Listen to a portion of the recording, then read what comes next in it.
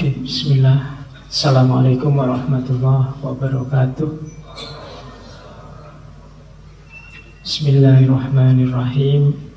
Alhamdulillahi rabbil alamin. Wa bihi nasta'inu ala umurid dunya waddin. Allahumma sholli wa sallim wa barik ala habibina wa syafi'ina Sayyidina wa maulana Muhammadin wa ala alihi wa ashabihi wa man tabi'ahum bi ihsanin ila yaumiddin. Bismillah. Mari kita lanjutkan ngaji kita. Malam hari ini kita bertemu beliau Hadratus Syekh Kiai Haji Muhammad Hasyim Asy'ari. Insya Allah teman-teman semua sudah pernah mendengar nama beliau. Insya Allah juga sedikit banyak sudah tahu siapa beliau. Makanya saya tidak akan sibuk menjelaskan detail riwayat hidup beliau. Saya angkat tema pendidikan ini bulan Februari antara lain karena beliau. Saya ingat beliau ini lahirnya 14 Februari bareng Valentine Day. Makanya kemarin teman-teman, Pak, biasanya kalau Februari kan temanya cinta-cintaan, Pak.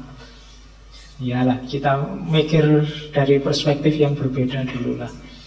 Jadi biar kamu ngertinya tidak hanya bahwa Februari itu Valentine Day, tapi juga di situ ada hari kelahiran tokoh besar yang luar biasa, seorang waliullah, seorang ulama yang jasanya sangat besar untuk negara kita.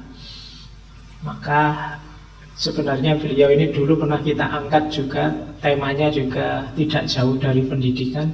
Beberapa nanti kita bawa lagi malam ini, yaitu dari karya beliau, Adabul Alim wal Muta'allim. Malam ini kita semacam nambahi materi-materi yang sudah kita kupas di sesi dulu. Kita juga pernah membahas putra beliau, Kiai Haji Wahid Hasyim. Oke, yang belum cucu beliau, Gus Dur. Ya kapan-kapan insya Allah.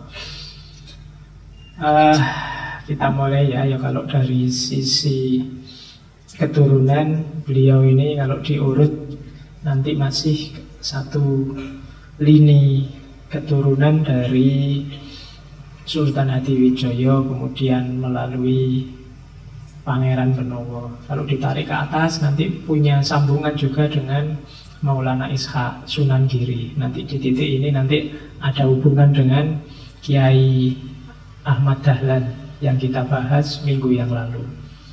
Jadi ini dua orang ini agak nyambung secara silsilah maupun secara guru.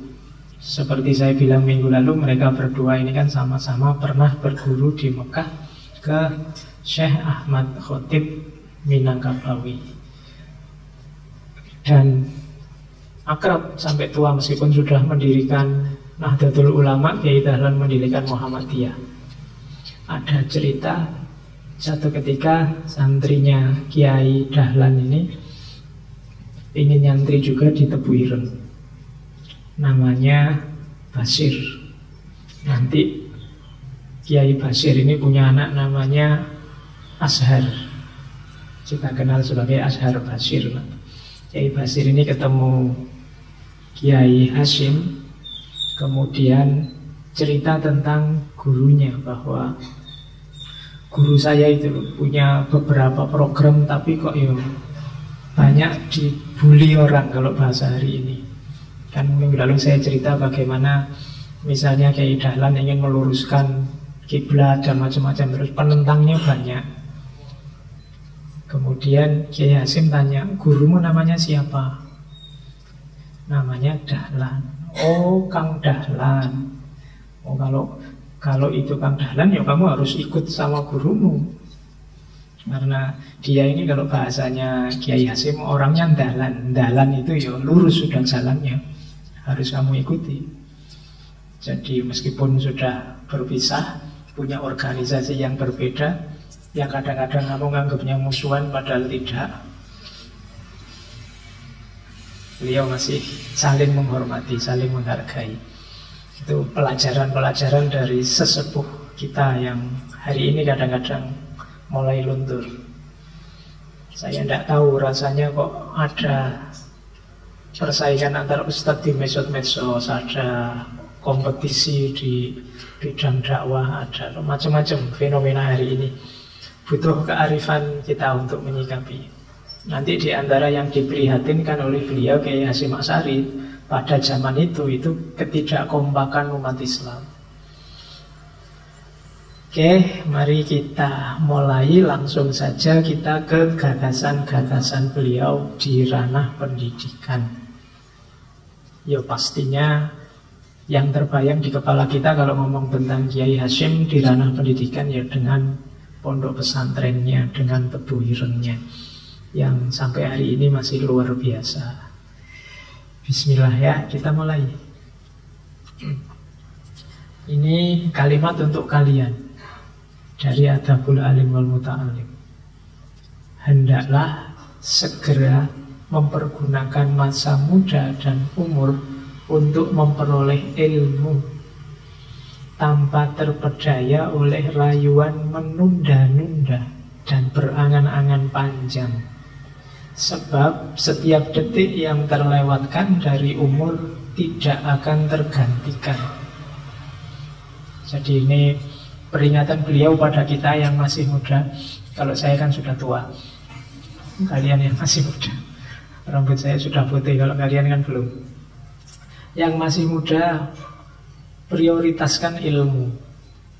Karena bekalmu untuk jadi manusia yang berkualitas itu ilmu. Jadi kesibukanmu mungkin banyak, sampai-sampai kamu kadang kuliah bolos, sampai mungkin kamu sibuk sekali. Tapi jangan lupa tetap ilmu ya yang jadi fokusmu, ilmunya. Mungkin kamu agak tergoda oleh rayuan nilai bagus, rayuan IP tinggi, rayuan apalah macam-macam beasiswa, rayuan. Boleh, tapi jangan prioritas. Prioritasnya tetap ilmu. Jadi fokusmu harus ilmu. Kalau di kalimat itu ada dua rayuan yang biasanya nempel pada anak muda, yaitu menunda-nunda dan berangan-angan panjang.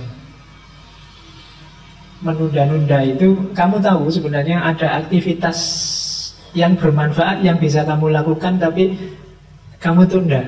Basa Jawa ini semoyo, nanti Kamu ngerti sama dosennya ada tugas bikin makalah, nanti saja. Kamu baru beli buku bagus, luar biasa, kamu puji-puji, ini buku penting, ini buku bagus. Waktunya baca, nanti sajalah. Kamu selalu menunda-nunda untuk barang-barang ini. Kadang-kadang yang bagus-bagus teralihkan oleh yang tidak penting. Sudah madep laptop, rencananya nulis apa belajar, akhirnya malah chattingan, malah Facebookan, download apa yang tidak jelas. Kamu kebiasaanmu itu nanti pada akhirnya menyesal. Kemarin-kemarin harusnya makalahmu selesai, padahal besok pagi presentasi, akhirnya malam ini pontang-panting.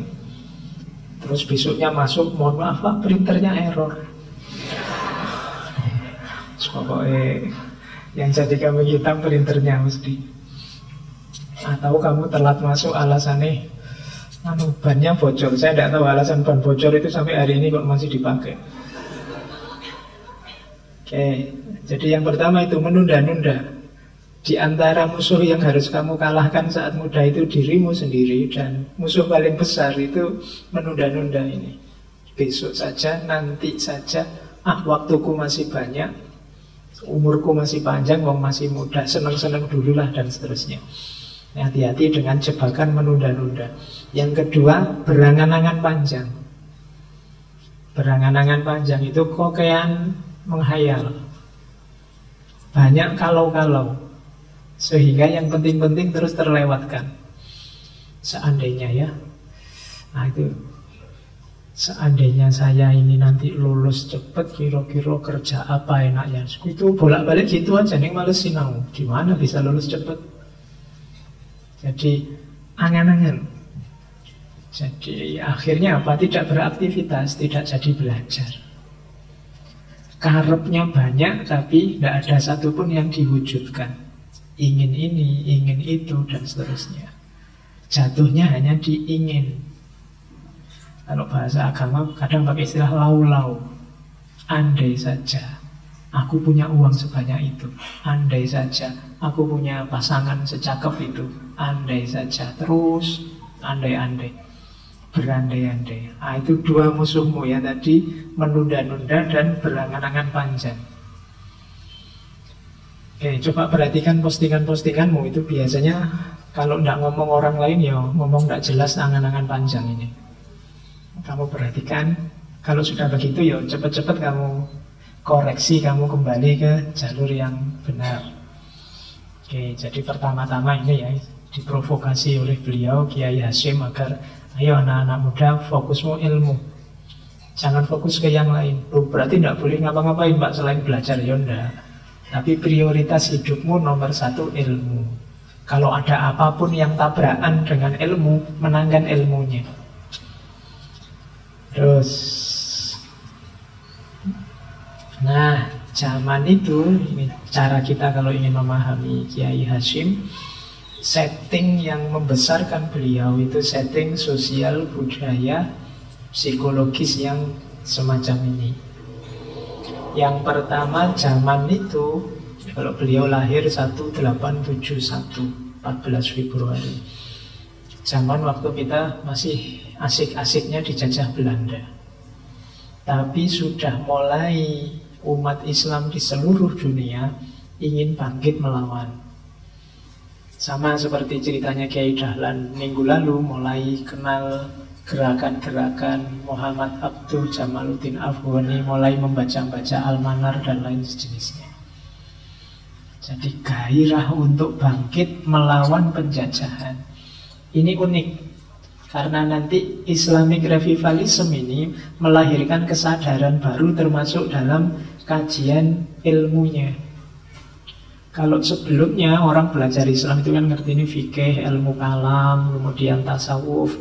Tapi di kelompok modernis Islamic Revivalis ini tema-temanya mulai geser. Tema-temanya pendidikan, tema-temanya anti penjajahan, pokoknya tema-tema kebangkitan sosial. Jadi kalau sebelumnya kan tema kajian Islam itu sebagian besar tentang langit, bahas tentang Allah, akhirat, surga, neraka, pokoknya urusan langit. Urusan buminya jarang diperhatikan. Nah, mulai orang-orang modern ini, karena kita sedang dijajah, mulai sadar bahwa kita butuh wacana-wacana yang membahas kehidupan konkret kita. Kemiskinan, keterjajahan, pendidikan yang kurang, dan macam-macam. Kalau dulu orang yang dibahas, apakah besok kita bisa melihat Allah? Terus gegeran. Ya tidak bisa, ada yang bilang ya bisa. Melihatnya pakai apa? Ya pakai mata. Tidak bisa dong, mata itu melihatnya hanya yang fisik-fisik saja. Berarti kalau kita bisa lihat Allah pakai mata, melihatnya secara fisik. Terus rame gegeran. Apakah besok kita dibangkitkan itu jasadnya apa rohnya? Kayak Imam Ghazali sama Ibnu Rus. Ya yang dibangkitkan ya dua-duanya. Ya tidak bisa, ya rohnya saja. Ya tidak, jasadnya juga. Loh, jasadnya kan sudah hancur dimakan tanah. Loh, nanti Allah memberi jasad yang baru. Loh, Allah tidak adil no. Yang berdosa jasad lama, kok yang disiksa jasad baru. Itu para ulama zaman dulu yang masih bahas langit. Nah, sekarang mulai ya kita asik diskusi tentang langit. Di bumi akhirnya kita kalah. Kita dijajah. Mulai tema-temanya ganti. Itu nanti yang disebut Islamic Revivalism. Umat Islam ingin bangkit lagi. Ya, diawali dari Timur Tengah, mulai Mesir, Turki, India, Pakistan, dan sekitarnya, termasuk Indonesia. Jadi yang pertama itu settingnya. Jadi sedang semangat-semangatnya ingin bangkit. Yang kedua, settingnya adalah berkembangnya semangat untuk melawan penjajah, nasionalisme, dan juga sebagian bahkan punya semangat pan-islamisme. Seperti dulu waktu kita ngaji Jamaluddin Afghani. Gimana caranya semua orang Islam di seluruh dunia kompak. Atau nasionalisme, gimana caranya umat Islam memiliki rasa cinta tanah air dan berpartisipasi untuk membebaskan diri dari penjajahan. Nah, ini sedang hangat-hangatnya, sedang panas-panasnya. Makanya Kiai Hasyim agak berbeda dengan minggu lalu Kiai Dahlan. Kalau Kiai Dahlan ya dari barat, kalau memang bermanfaat diambil saja. Tapi kalau Kiai Hasyim lebih hendaklah kita lebih baik pakai milik kita sendiri, karena ini masih era-era perjuangan, jangan dicampur-campur. Strateginya berbeda, tapi dua-duanya sama-sama memberi kontribusi yang besar. Sama-sama bersemangat untuk menaikkan level pendidikan umatnya, karena kuncinya kekalahan kita itu nomor satu sebenarnya di pendidikan. Peradaban itu disebut peradaban penguasa dunia. Nomor satu sebenarnya kuncinya ilmunya. Dulu Yunani jaya, pusatnya peradaban ketika filsafat jaya lahir. Islam juga disebut pusat peradaban ketika Abbasiyah era keemasan jaya dengan Baitul Hikmahnya, dengan keilmuannya. Kemudian Barat dengan Renaissance of Kelarungnya juga terus menguasai peradaban. Ternyata menguasai peradaban itu bukan militer, bukan politik, tapi ilmunya. Dan ini disadari betul oleh beliau-beliau, termasuk Kiai Hasyim. Maka perjuangan vital pertama yang dilakukan adalah mendidik lewat jalur ilmu. Jadi yang kedua itu semangat untuk anti penjajahan dan nasionalisme. Yang ketiga, yang membentuk Kiai Hasyim yang jelas kehidupan pesantren dengan segala modenya. Pesantren itu kan mode hidup yang serba belajar, penuh agama, tirakat, puasa, dan lain sebagainya. Itu kan kehidupan khas pesantren. Butuh ketekunan, kesabaran, ketabahan. Nah, itu kehidupan pesantren. Kalau sekedar ilmu mungkin hari ini kalian bisa lah belajar sendiri, baca buku sendiri. Tapi mentalitas pesantren itu berbeda. Makanya banyak gerakan ayo mondok. Itu maksudnya pertama-tama melatih mentalmu. Nah, itu khas pesantren. Kiai Hasyim ini dari pondok ke pondok. Beliau ayahnya kiai, kakeknya kiai, mondok kemana-mana menjelajahi kiai-kiai besar yang ada di Jawa. Jadi beliau terbentuk oleh itu. Oke, sehingga beliau nanti jadi ikonnya pendidikan Islam tradisional dengan khas pesantrennya. Dan yang keempat, ya karena beliau hidup di pesantren, akhirnya secara psikologis, secara individu beliau punya mental tekun, cerdas, dan seterusnya. Kalau pakai bahasa yang sering kita ambil kayak di taklim dulu, dari pesantren kan yang diasah zakaun, kecerdasannya, wa khirsun, kesungguhannya, wa bulwatun, butuh modal. Jadi zakaun, wa khirsun, wa bulwatun, wastibarun, dan butuh sabar. Wasuh batu ustadin, ada ustadz yang mendampingi. Dan yang keenam, watulu zamanin, dan butuh waktu, tidak bisa instan. Kalau hari ini kalian kan bisa pinter itu instan, ditanya apa aja bisa karena buka Google. Jadi begitu ada yang tanya, kamu tanya aku bisa lah, asal orangnya tidak ada. Itu kamu bisa gaya orang mengerti apa saja lewat Google. Sekarang anak-anak sekolah itu semuanya kalau dapat PR dari gurunya andalane Google. Iya, tidak salah. Cuma yang insan-insan itu mudah hilang. Makanya sejak dulu, meskipun hari ini dikritik ya, pesantren itu suka dengan antara lain metode hafalan. Kalian sering kan sudah hafal berapa nadhum alfiyah, sudah hafal berapa juz, sudah hafal ya. Pendidikan modern kan sering mengkritik ini. Loh, tapi ini penting juga. Kalau semuanya mengandalkan media di luar dirinya. Kalau medianya hancur gimana? Kalau Google-nya error tiba-tiba, kamu yang dari pinter jadi bodoh dadak. Nah, ya kan? Lu kamu mau ngandalkan Google. Jadi hafalan penting. Harus ada yang menjaga khazanah, antara lain lewat hafalan. Imam Ghazali itu dulu terkenal rajin nyatet dari gurunya. Dapat ilmu apa aja dicatat. Tapi suatu ketika beliau dapat nasihat dari seorang perampok. Sing nasihati malah perampok. Jadi suatu ketika beliau ini ikut perjalanan pulang ke Tus bareng-bareng kelompok musafir, saudagar. Kebetulan saudagar ini dicegat oleh segerombolan perampok. Nah, Imam Ghazali ini kemana-mana bawa bungkusan catatan-catatannya. Perampok ini pokoknya semua barang dirampas. Akhirnya Imam Ghazali memohon-mohon, sudahlah ambil semua barang terserah, tapi bungkusan itu jangan dibawa. Sampean juga tidak butuh bungkusan itu. Perampoknya tanya, ini bungkusan apa tau? Jangan-jangan isinya emas, kamu kok minta-minta. Begitu dibuka cuma catatan-catatan. Katanya perampok, barang kayak gini aja kok kamu mohon-mohon untuk gini. Iya, kalau bagi sampean itu tidak ada artinya, tapi bagi saya artinya luar biasa. Karena ilmu saya ada di situ semua. Terus katanya perampok, loh kalau ilmumu ada di sini semua berarti kamu sendiri tidak ada isinya, tidak ada ilmunya. Gitu kok ngaku orang berilmu. Oh itu sudah. Ya jadi akhirnya Imam Ghazali tersentuh, lagi baper, sensi. Jadi aduh, perampok aja bisa nyindir aku sedalam itu. Mulai saat itu beliau ganti strategi untuk menghafalkan. Jadi ya hafalan penting. Hafalan penting. Pak kan yang penting paham Pak. Iyalah. Setelah hafal dipahami, atau setelah paham dihafalkan, tidak masalah. Orang yang hafal itu berarti dia mandiri, tidak butuh media di luar dirinya untuk belajar. Jadi keunggulannya itu, betapapun yang hafal lebih menang daripada yang membutuhkan media.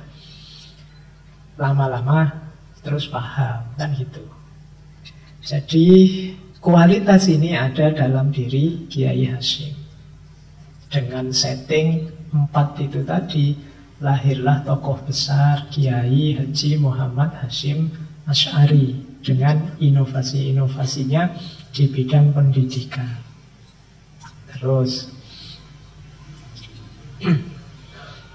kalau ini inovasi-inovasi di pesantren beliau. Yang pertama, mirip kayak Kiai Dahlan kemarin, menginisiasi model madrasah. Kalau sebelumnya kan ngaji di pondok itu ya ilmu agama saja, tidak ada ilmu umumnya. Tapi nanti ilmu umum diperkenalkan. Ya persis kayak madrasah hari ini yang kalian kenal itu. Jadi itu diperkenalkan di pesantren Tebu Ireng zaman itu. Termasuk nulis yang pakai huruf Latin, belajar bahasa Belanda dan lain sebagainya. Bahkan yang populer zaman itu atas usulan dari putra beliau, Kiai Wahid Hasyim, mendirikan madrasah namanya Madrasah Nizamiyah. Madrasah Nizamiyah ini kurikulumnya malah 70% pengetahuan umum. Jadi 30%-nya baru pengetahuan agama. Nah, ini jadi memperkenalkan metode belajar yang modern, meskipun tetap tidak meninggalkan agamanya. Dan nanti atas pengaruh Kiai Wahid juga nanti ada perpustakaan, langganan majalah-majalah. Itu ada disebut ada Panji Islam, Islam Bergerak dengan Islam dan seterusnya. Itu loncatan yang luar biasa. Karena kan masih ada pesantren yang baca koran tidak boleh, radio tidak boleh, TV tidak boleh, untuk menjaga konsentrasi santrinya agar fokus pada ilmu agamanya. Nah, tapi mungkin santri yang lain itu punya bakat yang berbeda.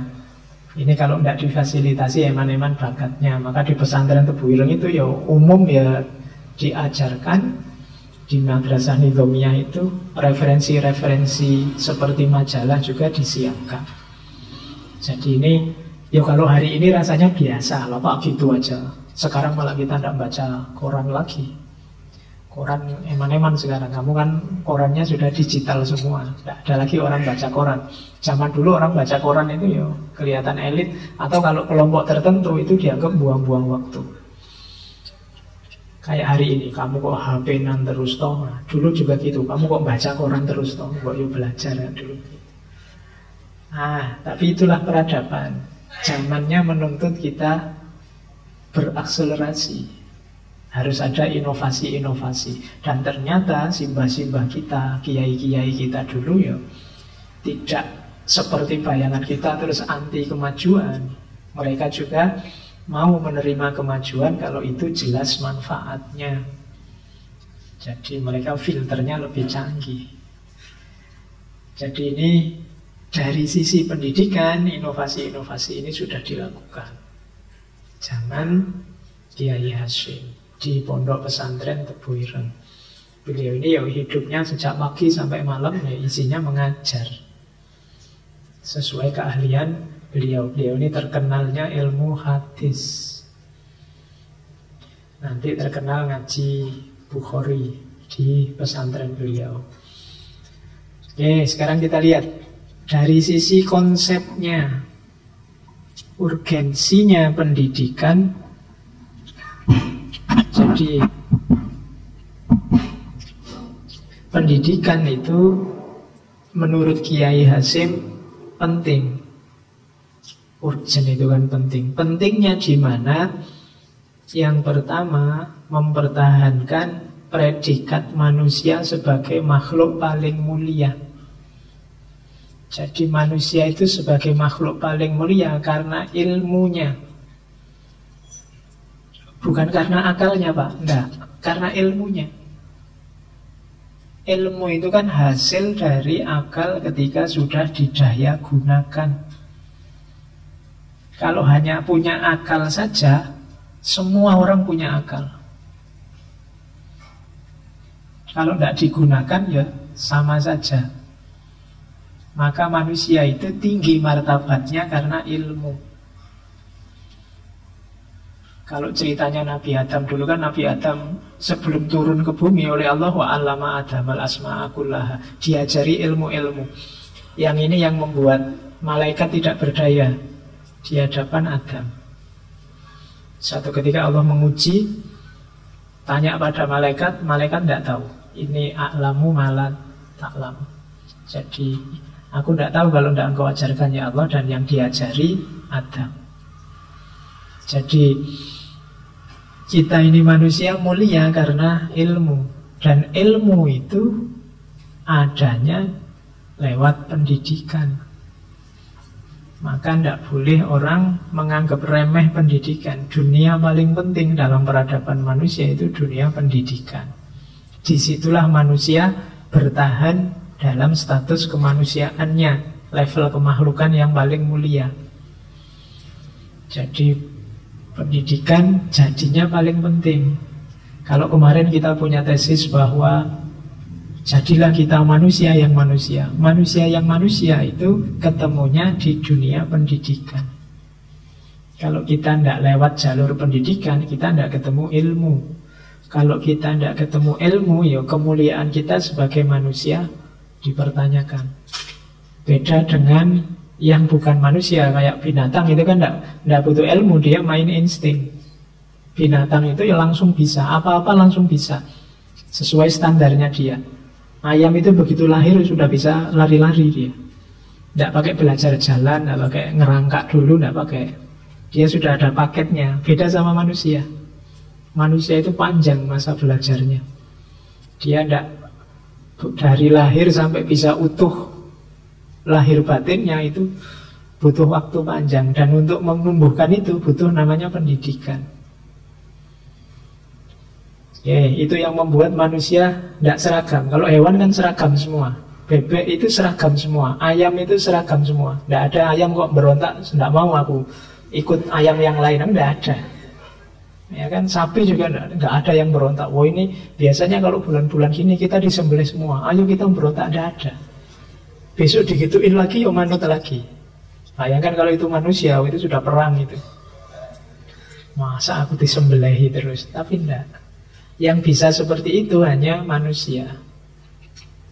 Bekalnya ilmu, derajatnya tinggi karena ilmunya. Terus yang kedua, lahirnya peradaban itu karena ilmu. Jadi melahirkan masyarakat yang beradab dan beretika. Kok ada dunia ini rusak, tidak karu-karuan, tidak tertib? Itu jawabannya simpel, karena kurang ilmu atau salah ilmu. Keliru yang dipelajari atau tidak mau belajar. Sejak dulu kok isinya kita perang terus, Pak. Masalahnya sama, tidak selesai-selesai. Mungkin kita tidak belajar. Ilmu kita tidak tambah-tambah.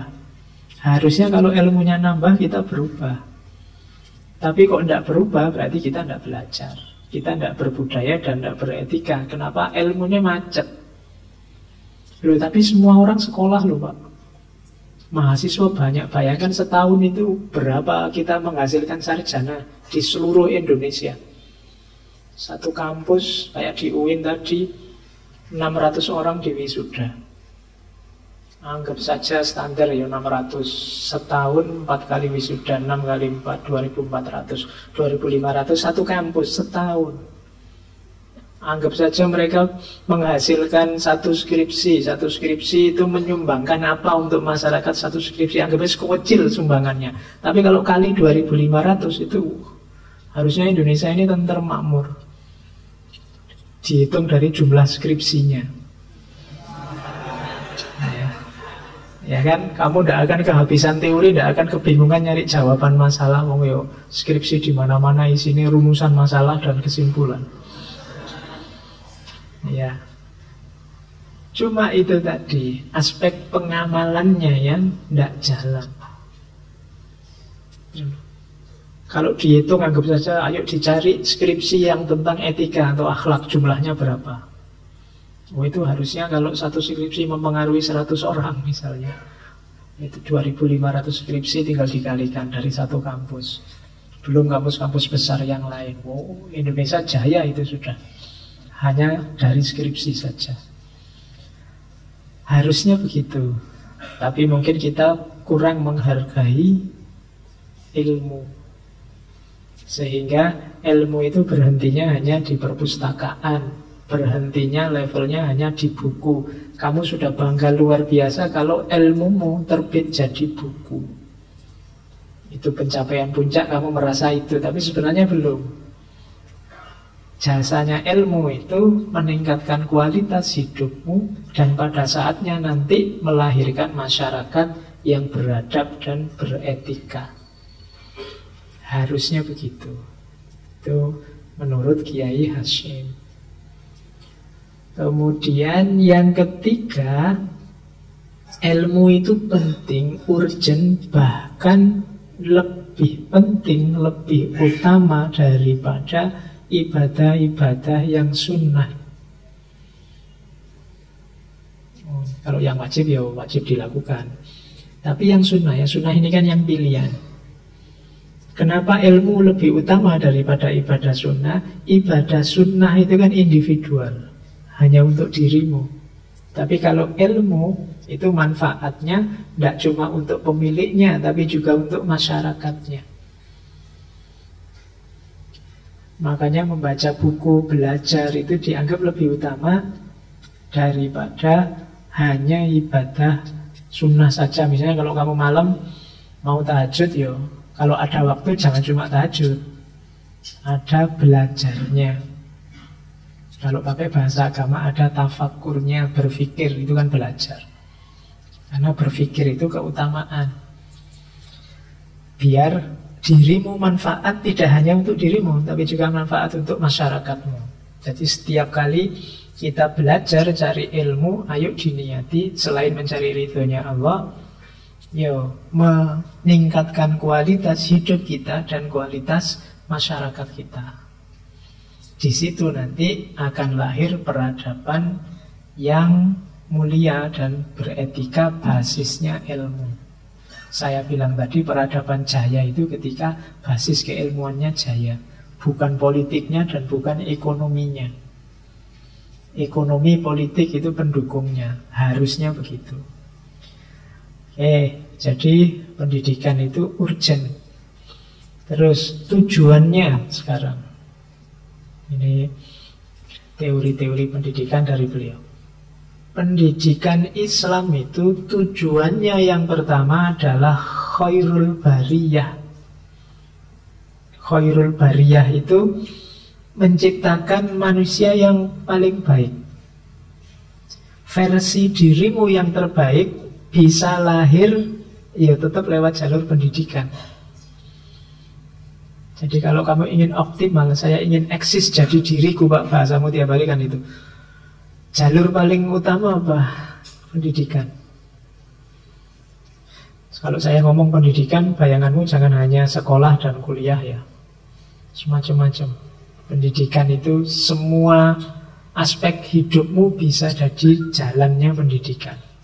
Kamu nongkrong di angkringan itu bisa pendidikan. Di situ ilmu bisa masuk lewat obrolanmu, asal obrolannya manfaat, mutu. Bukan obrolan yang aneh-aneh. Kamu apalagi nongkrong sama temenmu di mana, kamu jalan kemana, itu semuanya bisa. Setiap tempat bisa jadi tempat pendidikan. Setiap tempat bisa jadi sekolah, seperti sering saya kutip. Setiap orang bisa jadi guru. Ya kan? Kamu ketemu siapapun, kalau ada orang kan kamu bisa belajar dari dia. Oh, aku punya teman ini. Tiap hari miso, pagi miso, siang miso, sore miso. Itu kan kamu bisa belajar. Oh, ternyata gitu. Itu kan. Jadi besok pagi kamu, wah, aku belajar filsafat visuan dari dirimu. Kamu guruku tentang hal itu. Setiap orang itu bisa mengajarimu sesuatu. Kalau bahasa kita kan bisa kita ambil hikmahnya dari apapun. Jadi dari situ nanti kualitas hidup kita meningkat. Karena sering saya bilang Allah memposisikan kita di mana itu pasti tidak iseng, pasti ada tujuannya. Kenapa sih kok aku tiba-tiba kuliahnya di UIN atau di UGM atau di UNY? Kenapa kok temanku ini orang jenis kayak gini semua? Kenapa? Ya, oh itu kamu. Itu sebenarnya amanat, itu sebenarnya pelajaran-pelajaran bagimu. Jadi ambil hikmahnya. Mungkin itu jadi bekalmu nanti, hidupmu mungkin ada hubungannya dengan riwayat hidupmu. Nah, jadi di situ kita bisa membangun diri kita jadi versi terbaiknya dirimu. Khairul bariyah. Jadi manusia dalam derajat yang paling utama. Oke, tujuan pertama itu. Kemudian tujuan kedua, pendidikan itu ya manfaatnya. Jadi dengan ilmu hidup terus jadi lancar. Masalah-masalah ketemu solusinya. Kalau ini praktisnya. Yang pertama tadi pengaruhnya pada individu, kalau ini manfaat nyatanya. Jadi pendidikan itu yang pertama ke dalam, yang kedua keluar, manfaat untuk sekelilingmu, dan yang ketiga ke atas, mencari ridhonya Allah. Jadi dia membangun dirimu, dia berkontribusi untuk masyarakatmu, dan yang terakhir ilmu adalah jembatanmu untuk mendapatkan ridhonya Allah. Di antara jalan hidup yang dicintai Allah adalah jalan para pencari ilmu. Kemarin waktu kita cerita tentang Imam Ghazali dengan ilmu laduninya, cerita Al-Jarnuzi dengan ta'lim muta'alimnya, kan banyak urean-urean tentang keutamaan ilmu. Nanti di Adabul Alim Al-Muta'alim dulu kan juga ada keutamaan ilmu. Bahwa ilmu adalah jalan yang paling mungkin untuk kita mendapat ridho dari Allah. Allah itu senang luar biasa kalau kita menempuh jalan ini. Malaikat disuruh membentangkan sayapnya melindungi kita. Ikan-ikan di laut mendoakan kita. Pakai kalimatnya Imam Ghazali. Jadi jadikan saja setiap detik hidupmu adalah belajar mencari ilmu, maka Allah akan melindungimu di setiap detikmu. Sehingga mencari ilmu itu tidak ada selesainya. Terus niati saja belajar. Nawa itu cari ilmu. Kamu lagi nonton TV, ini juga cari ilmu. Kamu lagi buka HP, ini juga cari ilmu. Bismillah. Robi Sidni Ilma, kan gitu. Kalau sudah niat dengan nama Allah, kan nggak mungkin kamu nonton film yang aneh-aneh, nggak mungkin kamu nonton mosok mau bismillah kok nonton kayak gini, nggak jadi, kan gitu. Sama temenmu misalnya nawa itu, yuk kita saling belajar, kan nggak mungkin terus melakukan yang jelek-jelek, yang aneh-aneh. Jadi niati saja setiap detik hidupmu mencari ilmu lillahi ta'ala. Allah akan ridho. Kalau Allah ridho, hidupmu lancar. Allah yang ngatur skenario hidupmu di versi terbaiknya. Nggak usah khawatir. Yang itu mungkin kamu tidak nyampe ke sana kok, ya tiba-tiba saya sesukses ini, sedahsyat ini. Mungkin karena di situ ada bermain keridhaan Allah. Oke, jadi itu tujuan pendidikan. Terus hasilnya apa pendidikan itu? Yaitu tadi, karena kita dengan ilmu potensi kita berkembang, kita jadi khairul bariyah, maka ilmu menghasilkan manusia yang berkembang semua potensinya, jasmaninya, rohaninya, dunia dan akhiratnya. Jadi ternyata kuncinya ada di ilmu. Apa sih yang tidak butuh ilmu? Sekarang boleh kamu sebut apapun masalahmu, jalannya pertama-tama adalah kamu harus tahu ilmunya. Pak, saya itu loh kalau kuliah kok tidak lulus ya Pak, itu kuncinya ilmunya. Kamu harus belajar lagi cara kuliah yang baik. Saya kok bolak-balik putus saja Pak, bolak-balik ditolak, nembak kemana-mana ditolak. Nah, kamu harus belajar ilmu caranya biar tidak ditolak. Ya entah caranya apa-apa, kamu mungkin targetnya harus diukur dulu sama kemampuanmu, kemudian dan lain sebagainya. Itu namanya ilmunya. Pak, masalah saya itu satu Pak, tiap akhir bulan dompetku mesti terus kosong Pak. Misalnya, kamu harus belajar berarti cara mengelola keuangan. Lagi-lagi kuncinya di ilmu. Masalah saya sekarang itu Pak, teman satu kamar sak kos-kosan itu Pak. Waduh Pak, saya tidak bisa tidur, tidak bisa nyaman, tiap hari ribut saja. Nah sekarang kamu belajarlah ilmunya cara menghadapi teman yang menyebalkan. Ya kan apa-apa ya, kalau ngerti ilmunya kan enak. Ketika kamu tidak tahu ilmunya, itulah awal kebingunganmu, awal masalahmu, awal lahirnya konflik-konflik dalam hidupmu. Segalanya ada ilmunya. Disitulah nanti potensi hidup kita akan muncul semua. Kalau kamu ngerti teorinya, ngerti ilmunya. Kan teori-teori pendidikan hari ini menyebut orang bodoh itu tidak ada, anak bodoh itu tidak ada, yang ada orang malas. Malas kenapa? Malas mengembangkan potensinya. Kalau kamu mau, kamu bisa kok. Kamu mampu kok, hanya kamu tidak mau saja, atau tidak mau tahu. Saya ini orang desa, Pak, bisa apa Pak? Kamu minder dewe, yus mandek kamu di situ. Saya tidak bisa Pak, kayak kalau gitu-gitu itu saya tidak bisa, tidak bidang saya Pak. Jadi kalau kamu ingin minat ya jalani saja, belajar, cari ilmunya, nanti bisa. Jadi ilmu nanti jadi kuncinya kesuksesan hidupmu. Terus yang kedua, kalau ini hasil sesuai analisisnya Kiai Hasim zaman itu, dengan ilmu negara kita, bangsa kita akan bisa hidup mandiri, bermartabat. Karena negara yang menguasai ilmu, menguasai sains, menguasai teknologi, dia mandiri. Kalau tidak menguasai, kan minta tolong orang lain, negara lain. Kalau minta tolong orang lain, negara lain, ya kita tergantung sama mereka. Kita sumber daya luar biasa, melimpah-limpah. Migas kita luar biasa. Tapi tidak ada yang tahu ilmunya, cara ngolahnya gimana. Akhirnya terus diekspor. Masih mentah. Nunggu matang dulu, matang baru kita impor balik ke sini. Terus jadinya mahal. Ya salah dewe, tidak ada yang menguasai ilmunya. Jadi dengan ilmu bangsa kita akan mandiri. Tapi kalau tidak, ya kita akan tergantung. Jangan lupa orang yang tergantung itu dia akan dijajah dalam tanda petik oleh tempat dia bergantung. Ya kayak kalian itu loh, misalnya kampusmu jauh, kamu tidak punya motor, tiap hari kamu bareng sama temenmu yang punya motor. Akhirnya kamu tergantung sama temenmu yang bawa motor. Oh, itu temenmu yang bawa motor bisa menjajahmu. Kamu mau, ayo berangkat jam 7. Enggak, aku kuliah jam 9. Kalau mau bareng ya jam 9. Oh, itu kamu kalah, sudah kamu dijajah.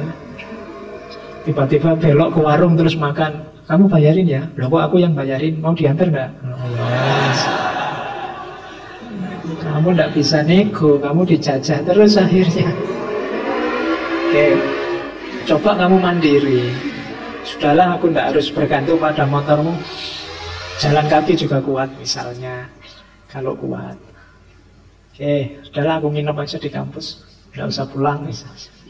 Oke ya, mandiri lebih mulia, lebih bermartabat daripada tergantung. Itulah makanya kita bolak-balik disuruh membaca surat Al-Ikhlas itu kan, Allahus Shomad. Tempat kita bergantung harusnya hanya Allah. Jadi ketergantungan satu-satunya yang diizinkan dalam Islam itu ketergantungan pada Allah. Ketergantungan yang lain itu harus dicek dulu karena membahayakan. Apalagi ketergantungan narkoba, wah, kamu bisa masuk penjara itu. Oke ya, jadi ilmu membuat kita mandiri. Kalau kita sudah mandiri, kita jadi orang yang bermartabat. Kalau kamu punya teman mandiri, apa-apa ditanggulangi sendiri, diatasi sendiri, rasanya kan keren. Dia bermartabat sekali. Garap soal ujian tidak bisa, tapi dia berusaha sendiri digarap. Kamu bilang, mas, aku ngerti jawaban tak contohnya. Enggak, aku ngerjain sendiri aja. Itu kan rasanya keren, meskipun nilainya jatuh. Tapi kan bermartabat dia daripada yang pontang-panting nyari contekan. Itu loh. Kamu lebih menghargai temenmu yang mandiri. Enggak lah, enggak bisa tak kerjain sendiri. Aku mandiri wis, enggak pengen nyontek yang lain. Itu kan rasanya keren. Karena dia kelihatan punya harga dibandingkan yang menggadaikan kejujurannya demi nilai. Terus, dan zaman itu powernya ilmu bisa jadi kendaraan untuk menuju kemerdekaan. Karena ini Kiai Hasyim kan zaman perjuangan. Jadi semakin meningkatnya ilmu, semakin kuat sumber daya untuk membebaskan diri dari penjajahan. Karena fokusnya beliau di situ. Sampai nanti terkenal sekali kan dengan resolusi jihadnya. Jadi ini hasilnya ilmu ada di sini. Terus, nah sekarang kita harus jeli juga. Perhatikan ilmu juga ada karakter-karakternya. Jangan menghabiskan waktu untuk menimba ilmu yang tidak ada manfaatnya.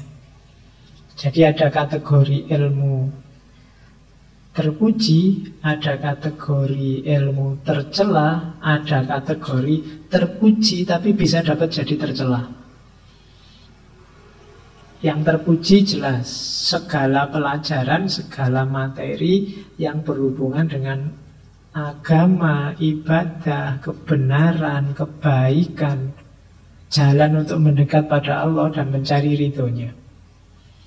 Jadi ilmu yang semacam ini pasti terpuji. Ketika kalian belajar sesuatu, coba dicek. Dengan aku tahu ini, hidupku jadi semakin berkualitas enggak?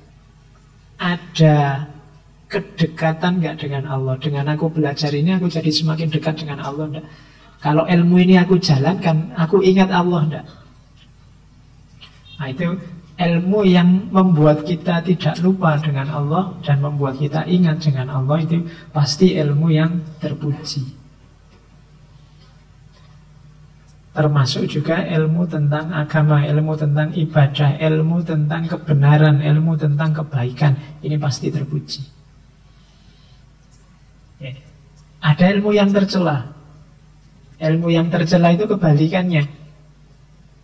Tidak ada gunanya, tidak ada manfaatnya, baik untuk dunia maupun akhirat.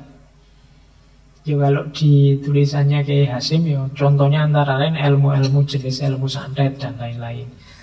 Ya, tapi sebenarnya semua yang tidak ada gunanya dunia akhirat, ya tidak perlu kita capek-capek belajar. Carilah ilmu yang ada manfaatnya dunia maupun akhirat.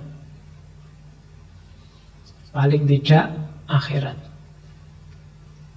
Kalau tidak ada manfaatnya sama sekali, kemungkinan ilmu itu tercela. Ada juga sebenarnya ilmu ini terpuji, tapi ketika salah dosis atau overdosis jadi tercela. Misalnya seperti filsafat ini, kalau salah dosis terus pikiranmu jadi kacau, tidak karu-karuan, terus harusnya konstruktif malah destruktif, harusnya membantu malah merusak. Nah, itu jadi ilmu yang terpuji, tapi terus jadi tercela.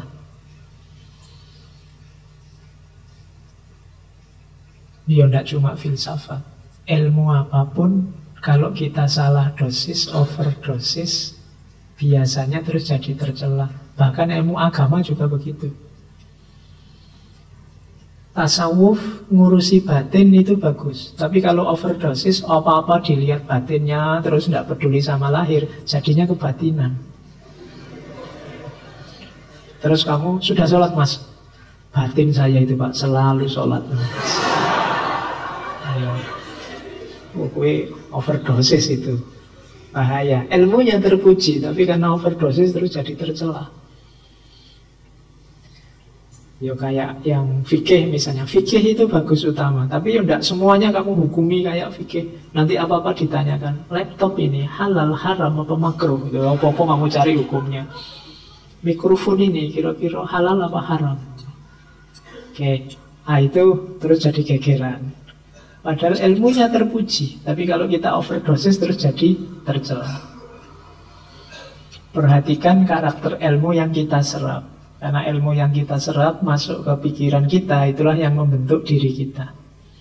Maka kayak makanan. Makanan itu kan kalau yang kita masukkan bergizi-bergizi, ya kita sehat. Tapi kalau yang kita masukkan kolesterol banyak lemak, terus kita kegemukan, ya pada saatnya kita akan stroke, kena jantung. Nggak sehat. Jadi cari yang jelas terpuji. Atau yang terpuji tapi jalankan secara benar, secara tepat. Jangan overdosis, jangan salah dosis. Hidup ini yo ada batasnya masing-masing.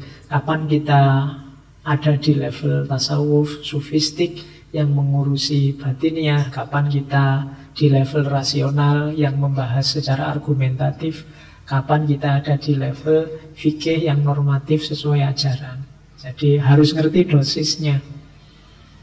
Banyak orang diskusi, debat, sehingga hal yang terpuji terus jadi tidak terpuji. Ahli fikih debat sama ahli tasawuf misalnya, itu memang ranahnya beda, ya mesti ae, tidak nyambung. Disambung-sambungkan juga terus tidak nyambung, akhirnya gegeran. Padahal ranahnya beda. Debat yang sini pakai teori ekonomi, yang sana pakai teori ikhlas. Iya, ayo tidak nyambung. Kamu harus ngerti porsinya. Ikhlas itu porsi proporsinya seperti apa. Kalau yang ekonomi porsi dan proporsinya kapan dan di mana, kan harus jelas. Oke, jadi itu biar tidak terjadi yang terpuji terus jadi tercela. Kamu harus ngerti dosisnya. Teorinya tokoh ini itu pasnya digunakan dalam situasi ini untuk mengatasi masalah ini. Kalau tokoh itu pasnya digunakan dalam situasi itu mengatasi masalah itu. Karena kalau salah tempat, ya bisa salah. Ilmu yang semula terpuji bisa jadi tercela. Jadi perhatikan ya, penggunaan ilmu juga kamu harus tahu ilmunya. Jadi mengamalkan ilmu itu juga butuh ilmu. Tidak bisa sembarangan. Oke, terus setelah karakter ada metode. Yang jelas kalau di pesantren metode pendidikan kan yang terkenal ada sorogan, ada bandungan atau wetonan. Yang anak-anak pesantren pasti tahu lah ya, metode-metode kajian di pesantren. Oke, katanya Kiai Hasyim, bagi ustadz-ustadz sampaikan pelajaran dengan cara yang mudah dicerna dan lafadz yang fasih agar mudah difahami. Jadi kalau besok kamu jadi guru, usahakan tidak memberi masalah pada murid-muridmu, tapi memberi kefahaman. Memberi masalah itu, begitu kamu kasih pelajaran, di kelas dia bingung, terus pulang tambah bingung, terus tanya bapaknya, bapak ikut bingung, ibu melu bingung. Jadi gara-gara kamu sak jero omah bingung kabeh akhirnya. Oke ya, jadi sampaikan pelajaran dengan mudah, to the point, gampang difahami. Apalagi pada murid-murid yang baik, yang akhlaknya baik, rajin, kemauannya keras, senang menghafal. Ini kan muridnya sudah baik. Jangan sampai murid yang bibit yang baik ini kamu nggarapnya keliru. Dia ini calon orang besar gara-gara salah kita ngajarnya, ndak jadi. Macet, dia ndak jadi tumbuh karena kita yang mangkas. Kita salah ngasih pupuknya, dia tidak jadi tumbuh.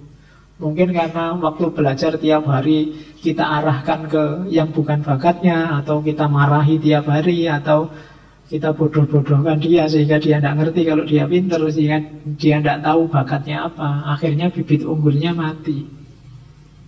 Jadi tanggung jawabnya guru luar biasa. Jangan sampai bibit-bibit unggul ini, yang akhlaknya baik, yang rajin, berkemauan keras, akhirnya hilang. Kita tidak jadi punya SDM berkualitas. Kenapa? Salah kelola. Jadi hati-hati. Nah, jadi metode penting. Belajarlah cara mengajar yang enak, yang mudah dicerna, mudah difahami. Di Tebu Ireng zaman itu Kiai Hasyim untuk santri-santri senior mengembangkan metode musyawarah. Musyawarah itu diskusi. Untuk yang sudah hampir matang ilmunya santri-santri senior, itu diajak musyawarah, bukan debat ya. Kalau debat itu kan cari menang. Kalau musyawarah cari kebenaran. Kalau debat itu targetnya musuhnya kalah. Tapi kalau musyawarah itu mencari kebenaran bersama. Dan itu jadi salah satu metode yang diterapkan di sana untuk santri-santri senior. Kalian juga boleh mengembangkan tradisi musyawarah ini. Karena kalau kita melakukan musyawarah, itu melatih jiwa kita yang pertama terbuka. Terbuka pada pandangan orang lain yang mungkin berbeda dengan kita. Terus toleran, menghargai pendapat orang lain. Fokus pada kebenaran, bukan kemenangan. Itu musyawarah. Jadi sering-sering kalian diskusi, karena biasanya materi itu lebih bisa kamu serap dengan ngobrol bersama temanmu. Kadang baca buku tidak ketemu-ketemu, tapi saling sharing itu bisa ketemu. Meskipun yang sharing ini antara yang tidak paham sama yang tidak paham, tapi dengan diskusi yang intensif mungkin lama-lama bisa ketemu. Oh alah, ternyata mungkin ini yang dimaksud. Kenapa? Karena dari baca bareng-bareng tadi. Menurut saya kok begini loh, menurut saya kok beda ya begitu. Kira-kira gimana ya? Nanti lama-lama, ternyata kita sama-sama keliru. Tapi kan sekarang ketemu benernya di mana? Dari saling share. Nah ini namanya musyawarah. Latihlah dirimu kalau memang kesulitan belajar sendiri, cari partner. berdua, jangan lawan jenis tapi ya yang sendiri-sendiri mojok nanti nguatiri. Ya kalau mau ada lawan jenisnya bareng-bareng yang banyak orang, biar nanti nggak disebut orang, wah ini berdua, yang ketiga setan, kan sering begitu. Biar nggak ada setannya, wis yang banyak aja, 10 orang musyawarah, 20 orang, nggak apa-apa. Oke, ya kalau mau berdua saja di tempat yang terang yang banyak orang lihat. Di apa ya, tengah-tengah mall gitu banyak orang. Kamu diskusi filsafat gitu. Oke. Ya. Biar aja yang lain mikir belanja-belanja, kita diskusi filsafat. Terus prasyaratnya sekarang. Orang cari ilmu itu perhatikan prasyaratnya. Yang pertama gurunya, yang pertama peserta didiknya, muridnya. Perhatikan, ya yang prasyarat utama iman dan tauhid itu pasti. Di Adabul Alim wal Muta'alim begitu. Prasyarat selanjutnya, peserta didik niatnya harus yang pertama ilmu saja, menuntut ilmu. Jangan ada target di luar itu, apalagi yang duniawi. Apalagi yang melecehkan atau menyepelekan ilmunya. Alah Pak, paham enggak masalah. Yang penting saya dikasih A aja sudah syukur loh Pak. Nah, itu ilmunya mbak sepelekan. Jadi niatlah targetmu hanya ilmu, bukan yang lain-lain. Saya ingin ijazah Pak, saya ingin IP tinggi Pak, saya ingin enggak. Itu pasti kamu dapat kalau fokusmu sejak awal hanya ilmunya. Jadi peserta didik syaratnya ini. Kalau guru, syaratnya adalah niatnya tidak untuk materi, tidak untuk dunia. Jadi niatnya adalah menyampaikan ilmu. Jadi guru tidak boleh berniat, aku ngajar ini untuk cari penghasilan. Jadi niatku menyampaikan ilmu, bahwa nanti ada honornya, ada gajinya, itu nomor sekian. Gitu. Tapi kalau nggak ada ya dipikir ulang. Oke. Ya kalau nggak ada, lah kasihan yang sudah menghabiskan waktu ya. Kamu yang diajar harus pengertian. Jadi, tapi tetap dia harus niatnya menyampaikan ilmunya. Sisanya biar Allah yang ngatur. Oke, jadi gurunya jangan mikir uangnya, biar yang mikir panitianya, yang mikir kampusnya. Jadi dia mikir menyampaikan ilmu saja. Muridnya juga begitu. Yang lain sisanya efeknya. Kalau efek itu kan jangan dipikir di depan. Jadi ini prasyarat. Jadi iman, tauhid, ilmu. Cuma itu saja yang terlibat. Sisanya serahkan mekanisme sunatullahnya. Kalau kita baik, santri kita jadi banyak, yang bayar juga banyak, terus bisa bangun pondok dan seterusnya. Nah, itu efeknya saja. Jadi niatnya tetap hanya ilmu. Nah, untuk pendidik, calon guru, dan guru perhatikan syarat-syarat ini. Atau mungkin kalian besok punya lembaga atau sedang mencari guru, perhatikan syarat-syarat ini. Ciri pendidik yang berkualitas. Menurut Kiai Hasyim paling tidak ada 7 karakter. Yang pertama, kamilat ahliyatuh, sempurna keahliannya. Berarti ya profesional. Jadi ahli tafsir ngajar tafsir, itu profesional sudah. Ahli fikih ngajar fikih. Ahli filsafat ngomong filsafat, itu namanya profesional. Namanya kamilat ahliyatuh. Terus yang kedua, tahaqqaqat syafaqatuh, nyata sifat penyayangnya. Jadi cari ustadz, cari guru yang sifatnya penyayang. Jangan nyari guru yang lawannya penyayang berarti kan pembenci, pemarah, suka melecehkan, menjatuhkan. Jadi cari guru yang penyayang, karena guru ini mentransfer apa yang ada dalam dirinya. Kalau dia tidak punya sifat penyayang, punyanya pembenci misalnya, khawatirnya yang ditransfer juga kebencian. Jadi cari yang tahaqqaqat syafaqatuh, yang nyata penyayangnya. Yang ketiga, zaharat muru'atuh, yang tampak muru'ah itu punya harga diri.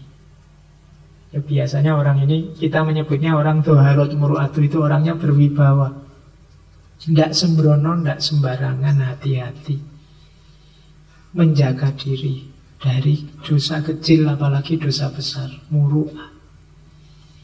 Kemudian urifa iffatuh, terkenal menjaga diri. Kalau tadi kan tampak, kalau ini terkenal iffah.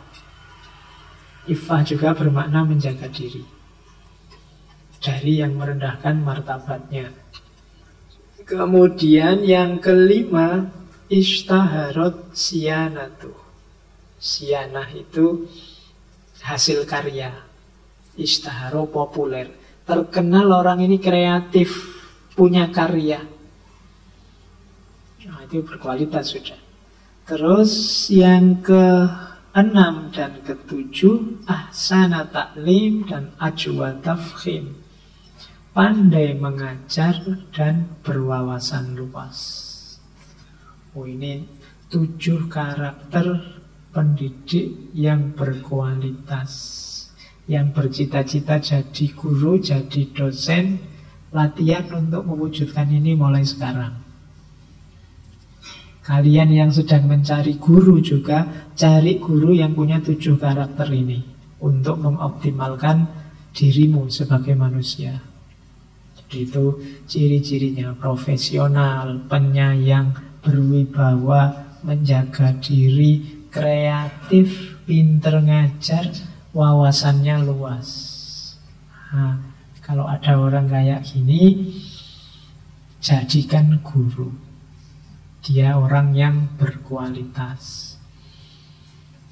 Terus ini saya ringkas dari Adabul Alim wal Muta'alim. Detailnya silahkan dilihat di ngaji Adabul Alim wal Muta'alim, tentang adabnya pendidik. Saya baca agak cepat karena sudah pernah saya sampaikan.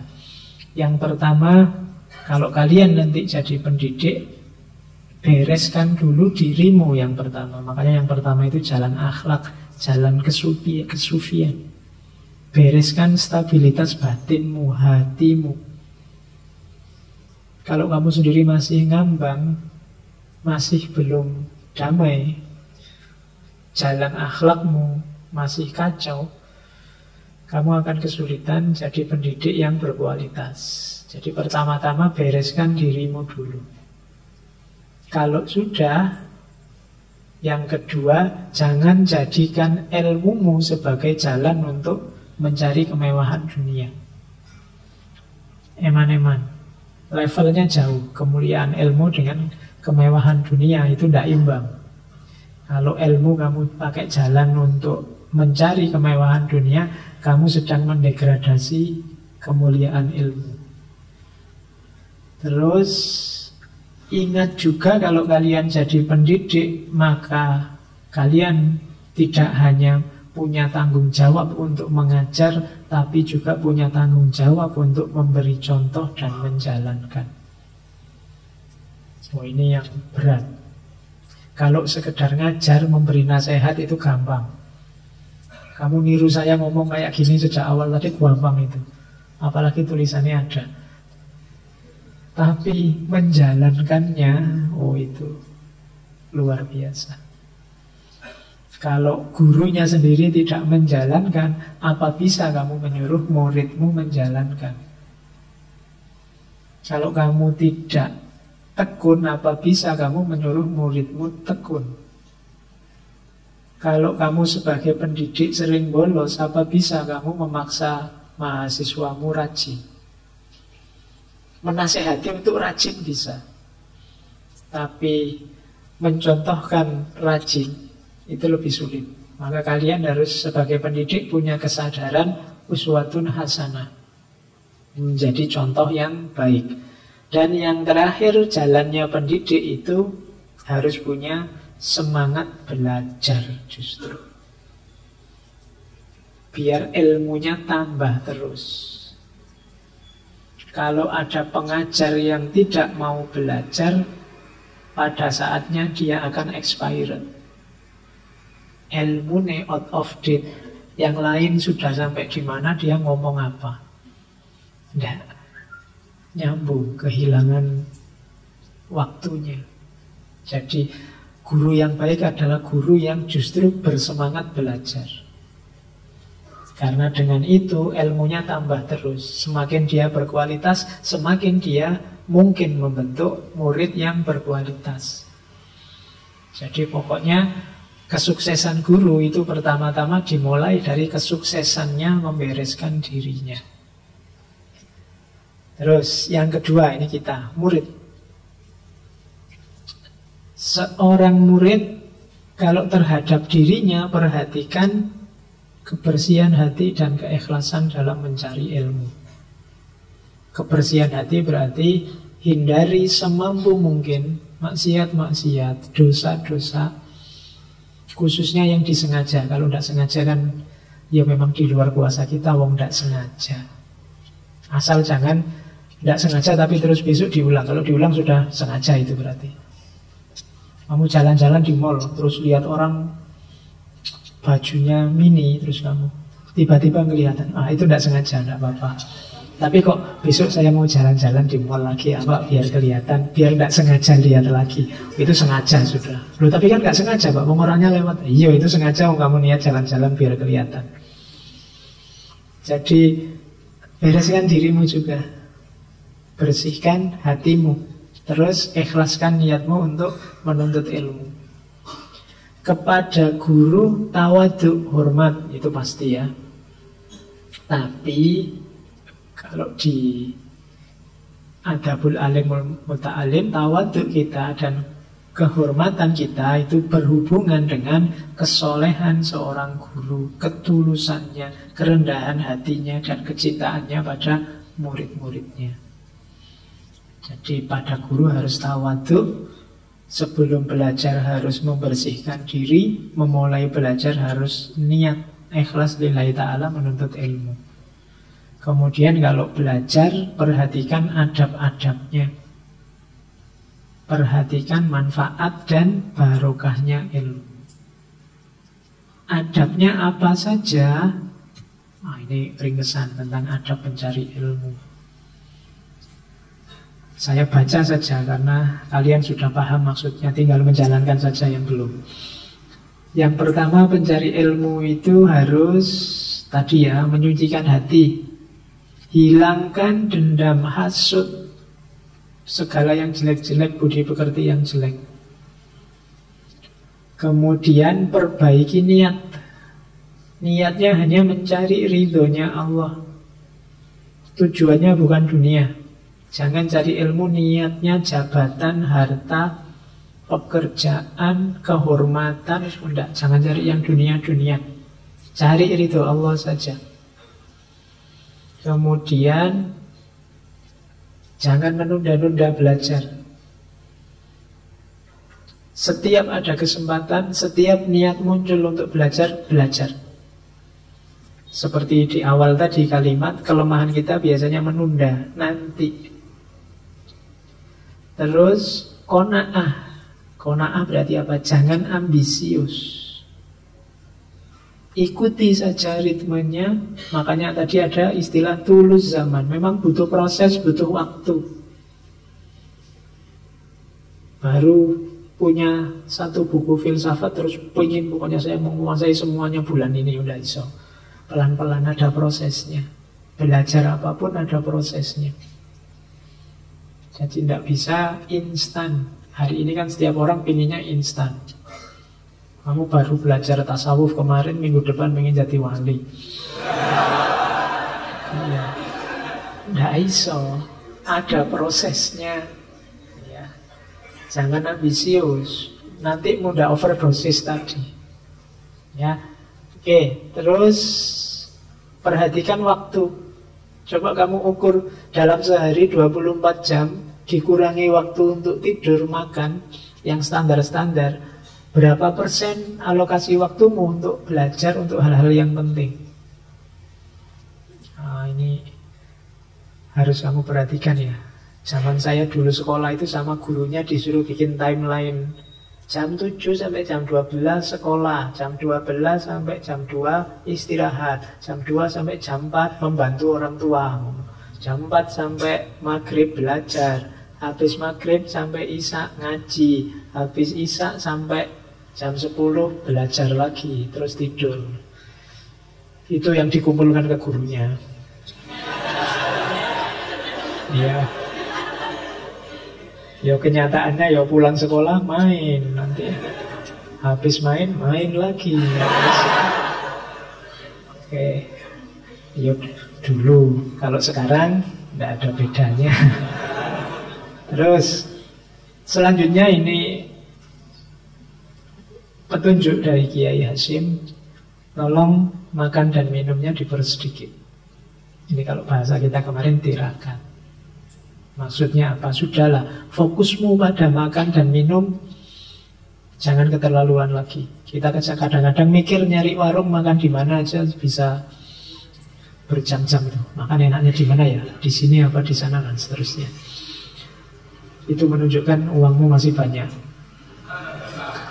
Kalau uangnya sedikit mesti kamu tidak mikir aneh-aneh ya. Kuatnya angkringan ya ngangkring. Tapi jangan habiskan waktumu hanya untuk makan minum. Syukur-syukur kamu bisa sekali 2 kali puasa. Jadi mempersedikit itu bukan berarti kamu tidak mampu, tapi memang sengaja kamu tirakat. Melatih jiwamu untuk tidak begitu saja memenuhi hasrat dan nafsu. Jadi dikurangi sedikit-sedikit makannya. Nah, kalau makan minum puasa lahir, ada juga wirai. Kalau wirai ini puasa batin, menjaga diri dari jangan-jangan ini tidak boleh, jangan-jangan ini merusak, jangan-jangan ini dosa, jangan-jangan ini maksiat. Kamu batasi benar dirimu, itu namanya wirai. Terus selain makan dan minum ada juga himbauan untuk jangan terlalu banyak tidur. Ya. Jadi jangan tidur terlalu sore. Kalau kalian sih kemungkinan tidurnya malam, tapi bangunnya siang. Sama saja terlalu banyak tidur. Jangan terlalu banyak tidur. Tidur sesuai dosisnya saja. Dikurangi sedikit-sedikit tidak apa-apa. Karena tubuh kita itu kadang-kadang tergantung dengan yang kita biasakan. Kalau kita biasakan sehari tidur 10 jam ya dia jadi manja pingin 10 jam terus. Tapi kalau kita biasakan 6-7 jam ya dia cukup dengan 6-7 jam. Terus yang terakhir ini mungkin agak berat bagi kalian. Tidak tenggelam dalam pergaulan, apalagi bergaul dengan lawan jenis. Nah, karena ini sering menggoda, apalagi lawan jenis ya. Semoga tidak ada yang bilang, Pak, saya malah sama jenis Pak tergoda.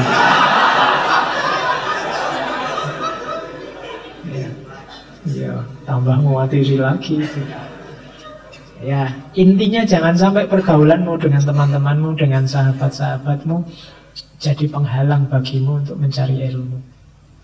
Waktunya habis hanya untuk bergurau, waktunya habis hanya untuk kegiatan iseng bareng-bareng. Eman-eman. Jadi manfaatkan waktu sebaik mungkin. Syukur-syukur pergaulanmu mendukung aktivitasmu mencari ilmu. Saling diskusi, saling nambah materi, saling memperkaya wawasan. Itu berarti pergaulan yang menunjang.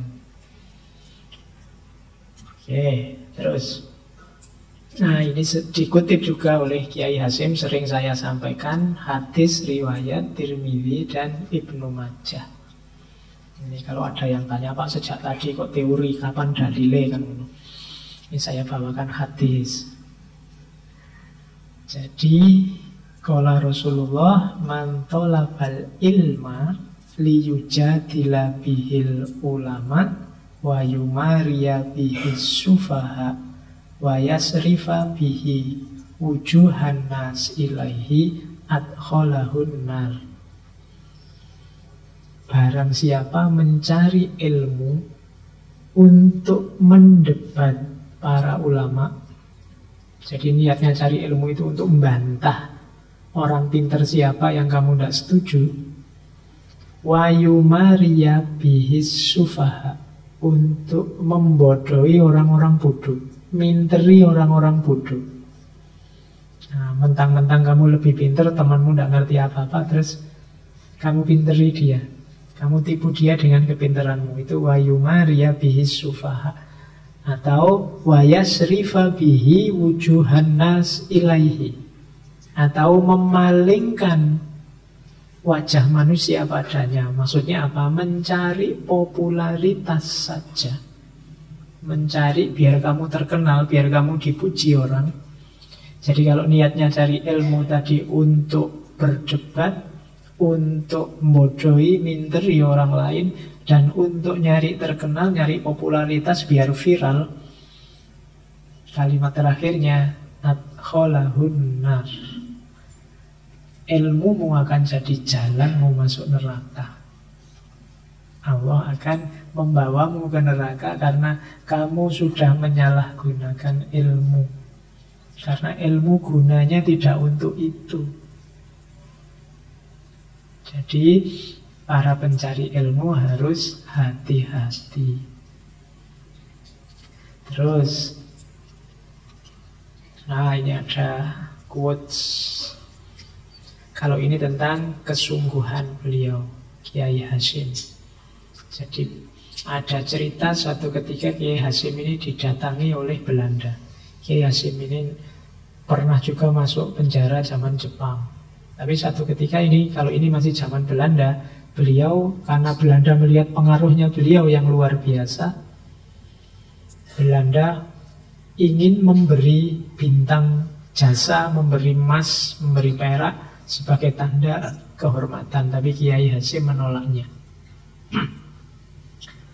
Nah, terus malam harinya Kiai Hasyim cerita pada murid-muridnya, kemudian memberitahu alasannya.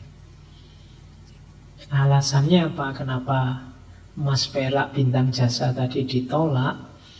Beliau cerita kejadian tadi waktu Belanda datang itu mirip ketika Nabi Muhammad didatangi kaum jahiliyah, ditawari 3 hal: kedudukan yang tinggi, harta yang berlimpah, dan gadis paling cantik. Tapi Rasulullah menolak dengan kalimat, demi Allah, jika mereka kuasa meletakkan matahari di tangan kananku dan bulan di tangan kiriku dengan tujuan agar aku berhenti berjuang, aku tidak akan mau menerimanya meski nyawa taruhannya.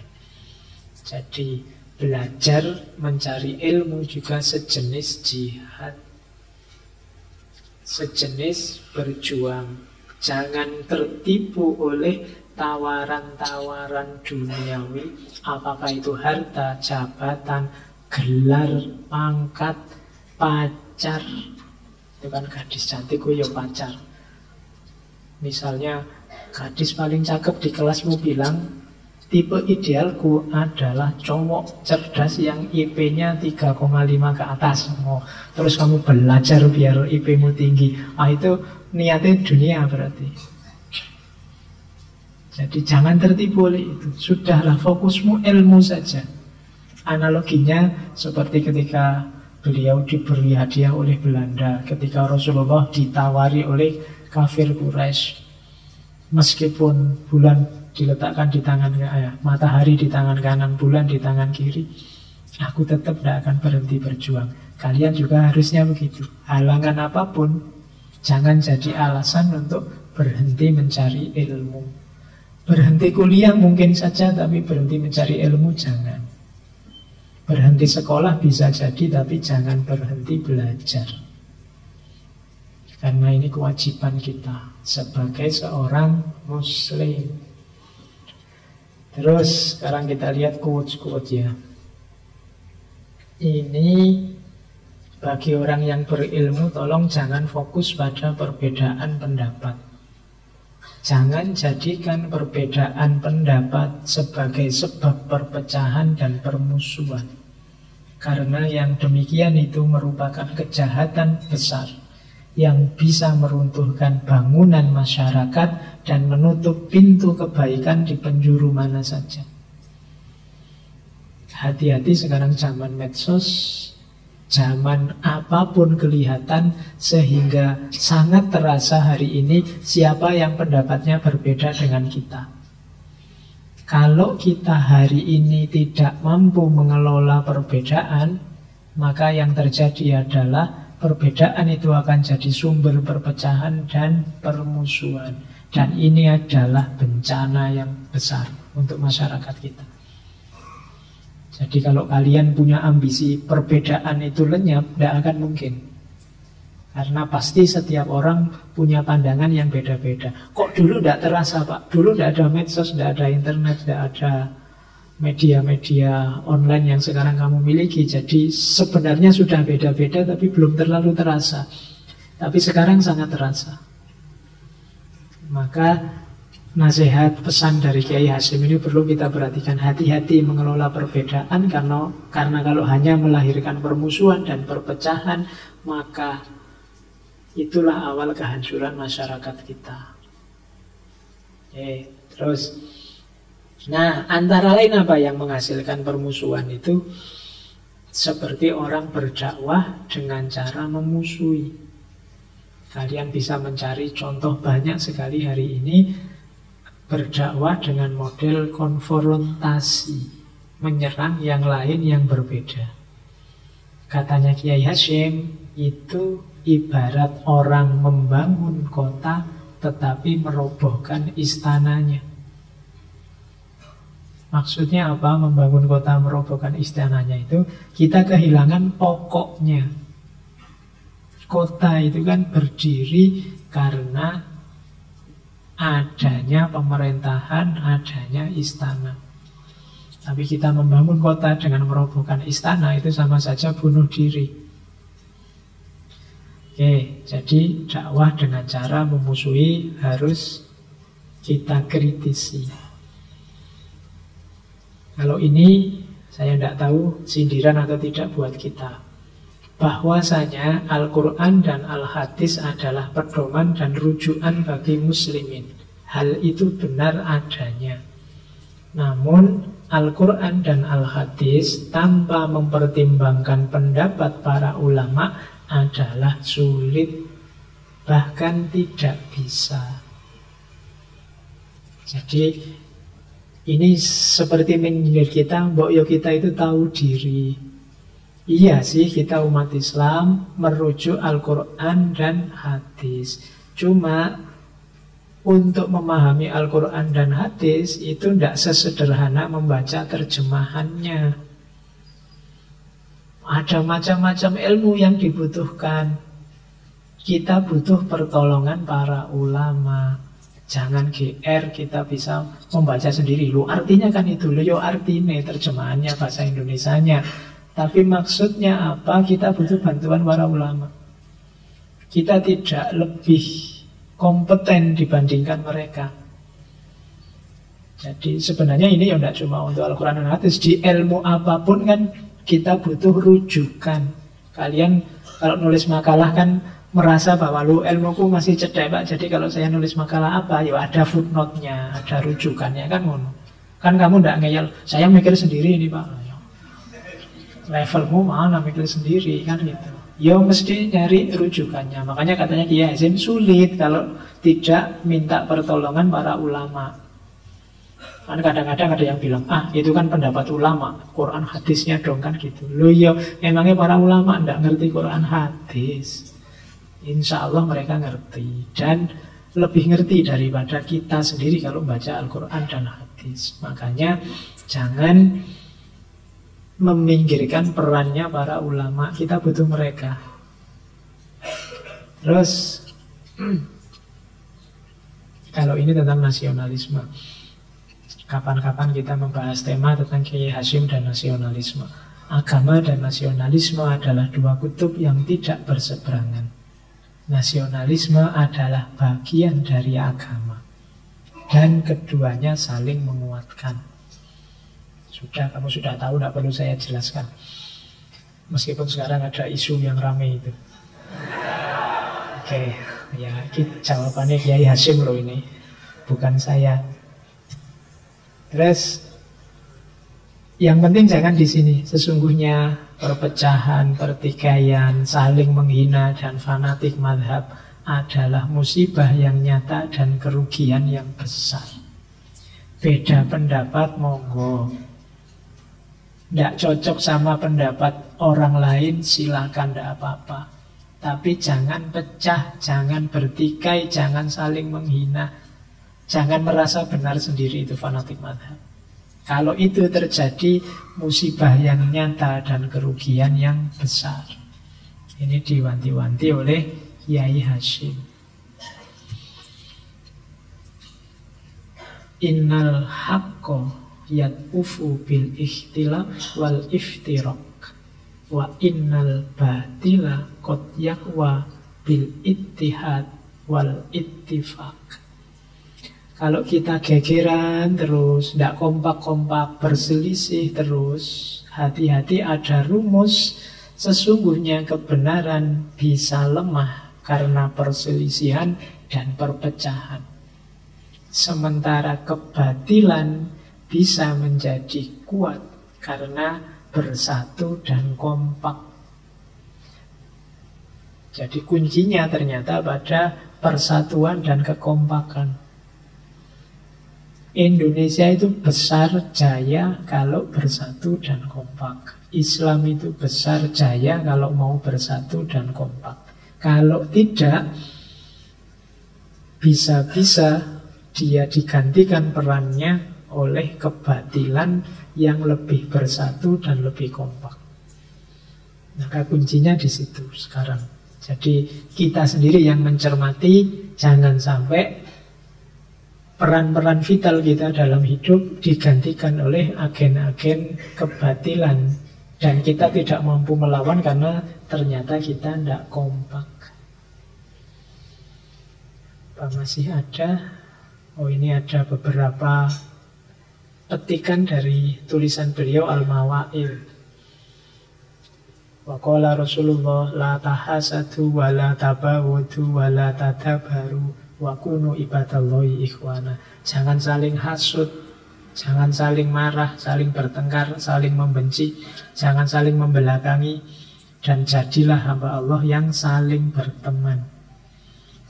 Itu disyarah oleh Kiai Hasyim, wahum yatahasadun wa yatabawadun wa yatanaqasun wa yakununa a'da. Sementara mereka, berarti termasuk kita, Rasulullah sudah pesan semacam itu, tapi hari ini kita saling hasud, saling benci, saling debat, dan saling bermusuhan. Jadi ini peringatan juga. Ayyuhal ulama al-muta'assibun li ba'dil madzahib au ba'dil aqwal. Wahai para ulama yang suka fanatik pada sebagian madhab atau sebagian qaul, pendapat, da'u ta'assubakum fi amril furu' alladhi al-ulama fihi ala qaulain. Tinggalkanlah fanatismemu dalam hal-hal yang furu'iyah, yang para ulama terpecah dalam dua pendapat. Maksudnya apa? Kalau ada hal-hal yang furu'iyah, ikhtilafiyah, perbedaan-perbedaan tentang hal yang furu', sudahlah jangan fanatik, silahkan saja siapa mau mengambil pendapat yang mana. Maksudnya Kiai Hasyim itu. Qail kullu mujtahidun musibun. Ada yang bilang, itu ijtihad. Kalau furu'iyah itu kan berarti ijtihadnya para ulama. Ada yang bilang setiap mujtahid itu benar. Ada juga yang bilang al-musibu wahid walakinnal mukhti' yu'jar. Yang benar itu satu, tetapi yang salah juga dapat pahala. Kalau ada para ulama berbeda pendapat, kita cocok dengan salah satu pendapat, monggo. Teman kita yang lain cocok dengan pendapat yang berbeda, tidak masalah. Tidak usah berdebat, tidak usah mengedepankan fanatisme. Dua-duanya insya Allah dapat pahala. Nanti Allah yang menilai. Yang benar dapat 2, seandainya salah dapat 1. Terus gini kadang-kadang kita masih gegeran. Oh berarti saya dapat 2 dong. Kan aku yang benar, Yesyombola. Pokoknya jangan gegeran itu saja. Jangan terlalu fanatik. Wong itu furu'iyah, tidak masalah. Oke teman-teman, saya kira itu ya. Kiai Hasyim sudah jam 10. Ini hanya pancingan saja. Silahkan dilanjutkan. Ada beberapa kitab yang masih bisa kita akses hari ini, yang ditinggalkan oleh Kiai Hasyim Asy'ari. Mudah didapat, beberapa gampang di-download. Silahkan diperdalam. Banyak manfaat yang kita ambil dari karya-karya beliau. Oke, saya kira itu. Minggu depan kita lanjutkan dengan tokoh pendidikan yang perempuan, Raden Dewi Sartika. Kurang lebihnya mohon maaf. Wallahul muwafiq, wallahu a'lam bishawab. Wassalamualaikum warahmatullahi wabarakatuh.